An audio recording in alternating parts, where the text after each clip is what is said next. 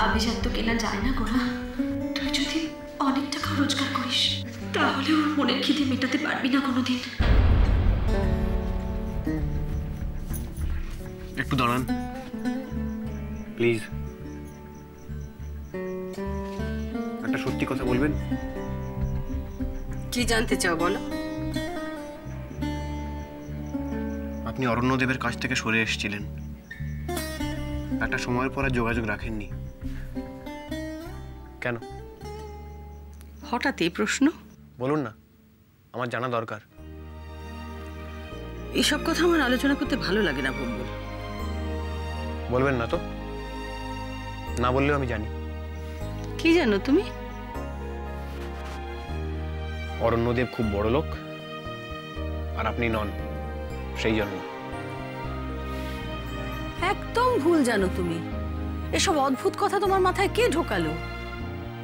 এইসব কথা অনেকদিন আগেই আমার মাথায় আসা উচিত ছিল, আসেনি। আর আমি বোকার মতো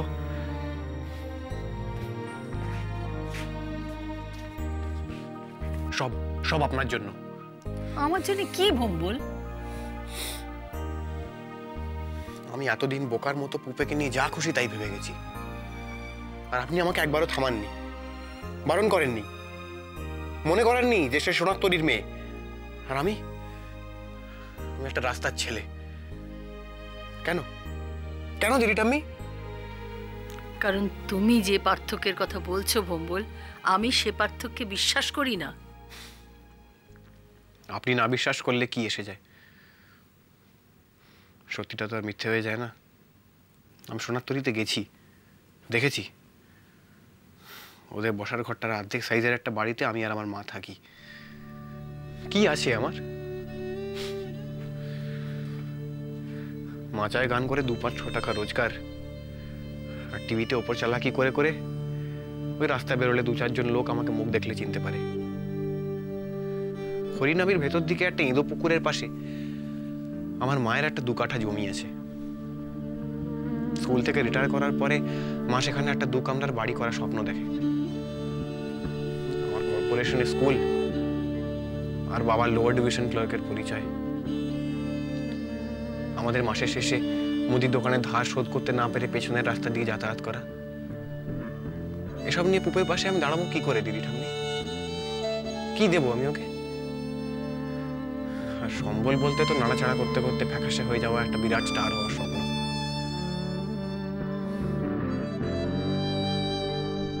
আর তোমার ভালোবাসা, তার বুঝি কোনো দাম নেই ভম্বল? না দিদি ঠাম্মি, এত বড় অন্যায়টা আমি ওর সাথে করতে পারবো না। বড্ড ভালোবাসি যে।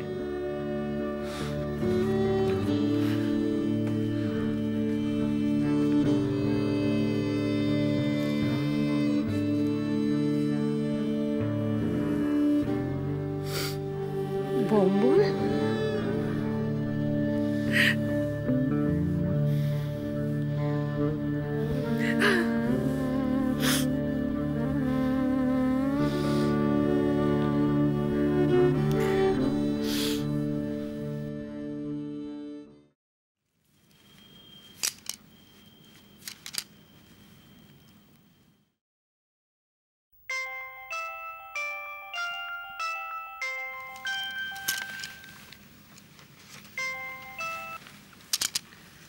হ্যাঁ দীপ বলো।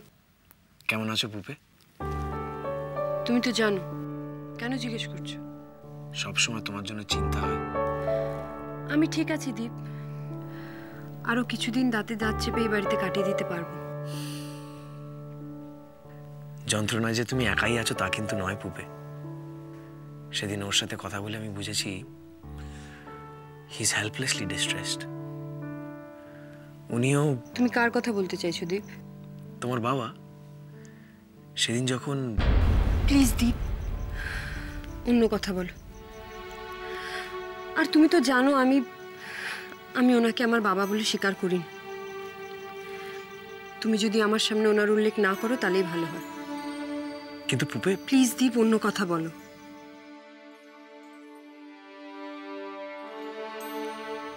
তুমি কি আজ খুব ব্যস্ত আছো?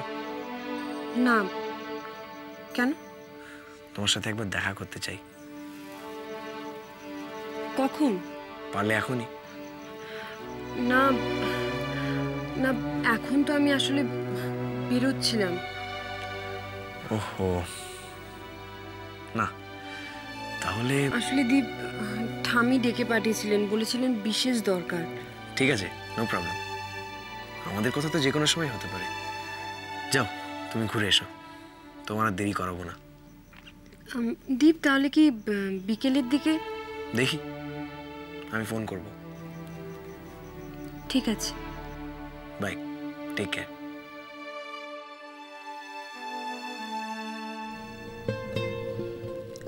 তোমার নিজের মনেই যখন এত দ্বিধা, তখন আমি বলবো তুমি সরে এসো পুপের কাছ থেকে।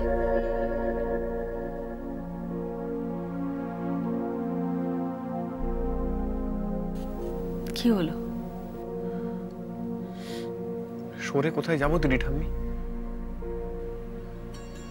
যেদিকেই তাকাই, যেখানেই যাই, সব দিকেই তো।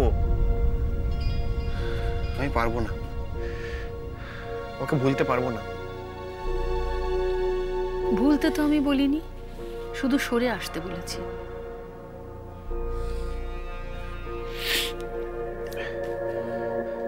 আপনার মতো?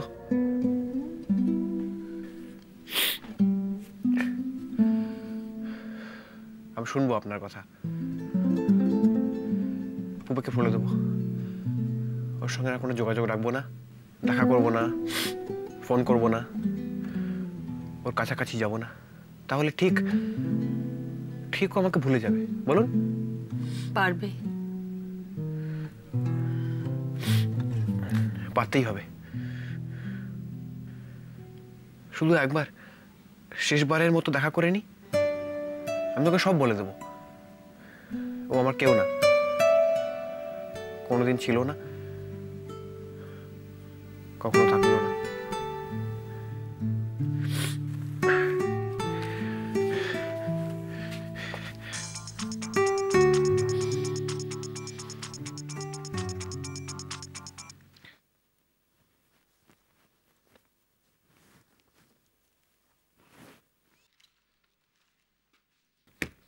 আরে বড় বৌদি, তুমি ছেড়ে দাও, আমি দেখছি।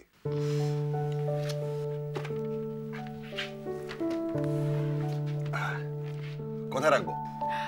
ওই যে ওই কোণায় রেখে দাও। খুব উপকার করলে আমার। প্লিজ বৌদি, এরপর আর তুমি থ্যাংক ইউটা বলো না। সবাইকে 50 বার করে বলে বলেও কাজ হয় না, আর তুমি না বলতেই এত বড় একটা কাজ করে দিলে। এর জন্য তো তোমাকে ধন্যবাদ বলতেই হয়। তোমার মনে পড়ে বড় বৌদি, তোমার সব কাজে তুমি কেমন আমাকে ডাকতে, যে তোমার মাঝে মধ্যেই এই ঘরের ফার্নিচারগুলো এদিক থেকে ওদিক সরিয়ে ঘরের চেহারাটা পাল্টাতে ইচ্ছে করতো। তুমি আমাকে ডেকে বলতে, মিস্ত্রি এই আলমারিটা ওখান থেকে এখানে নিয়ে আয় তো, আর এই ড্রেসিং টেবিলটা ওইদিকে। আর তুমি কোমরে হাত দিয়ে দাঁড়িয়ে সুপারভাইজ করতে। আমি তো গলদঘর্ম হয়ে যেতাম। আর তারপর সেই মাঘোৎসবের সময় অতগুলো লোকের জন্য রান্না করতে হতো তোমাকে। এই অত ভারী ভারী কড়াই ডেকচি সেসব নামানো, নাড়াচাড়া করা, সে কি তোমার কম্য? আর পাশে দেবর লক্ষণ হয়ে দাঁড়িয়ে থাকতে তুমি। থাকতেই হতো। আমার মনে পড়ছে, কার একটা মেয়ের বিয়েতে যাচ্ছিলাম আমরা, সেই মাঝপথে তোমার চটি ছিঁড়ে গেল।